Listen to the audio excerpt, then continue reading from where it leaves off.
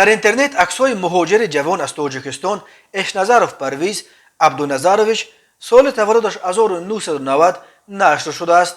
در اعلان گفته می شود که این جوان در روسیه به سبب نامعلوم وفات کرده است و جسدش یگان 2 روز باز در مرگ شهر لوسینا پتروفسکی ولایت مسکو قرار داشته است. این شهر در تقریبا 35 کیلومتری شهر مسکو جایگیر شده است.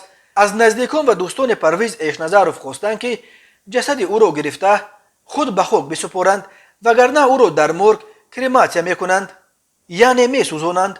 هر سال بیش از 1 میلیون نفر از اهالی قابل کار تاجیکستان به جستجوی کار به خارج و اساساً به روسیه میروند. هر سال در روسیه و اساساً به علت حادثه های ناخوش در جای کار و جای زیستشان تا 1000 نفر از زادگان تاجیکستان به زندگی پدرود میگویند.